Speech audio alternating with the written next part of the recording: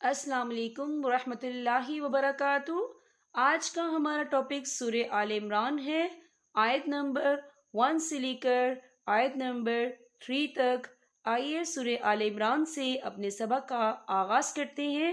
رب اشرح لی صدری ویسر لی امری واحلل عقدۃ من لسانی یفقہوا قولی ربی زدنی علما۔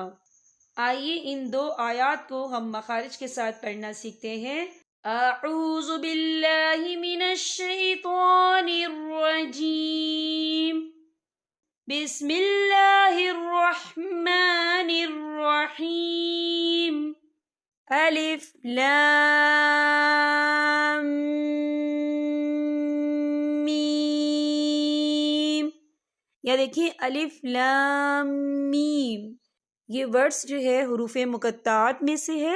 یہ قرآن پاک کی بہت سی صورتوں کے شروع میں یہ ورڈز جو ہے آتا ہے، تو اسے ایسے ہی پڑھا جاتا ہے، یعنی روانی اور جوڑ جو ہے اس کا یہی ہے۔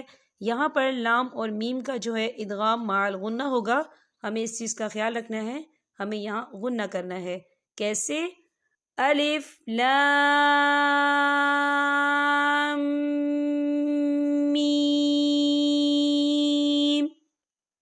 اللہ لا الہ۔ یہاں دیکھیں لا خال الف سے پہلے زبر ہے اور اس پر چھوٹی سی مد بھی ہے، تو ہم اسے 4 حرکت کے برابر کھینچے پڑھیں گے۔ کیسے؟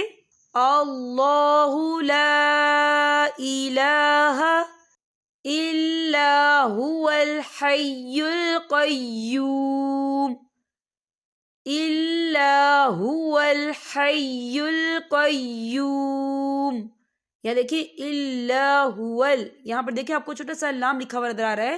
اگر یہ عبارت کے بیچ میں آتا ہے تو یہاں پر ٹھہرنا جائز نہیں ہے، تو ہم یہاں ملا کر پڑھیں گے۔ کیسے؟ الا هو الحی القیوم نزل علیک الکتاب۔ یہاں دیکھیں علیک الکتاب، تا کے اوپر کھڑی حرکات ہے، تو ہم اسے 2 یا 3 حرکت کے برابر کھینچ کے پڑھیں گے۔ کیسے؟ علیک الکتاب بالحق مصدقا لما بین۔ یا دیکھیں مصدقل، قاف کے پر تنوین ہے اور تنوین کے بعد جو ہے لام آ رہا ہے، اور لام جو ہے حروف یرملون میں سے ہے، تو یہاں پر ادغام ہوگا اور ہم اسے بنا غننے کے پڑھیں گے۔ کیسے؟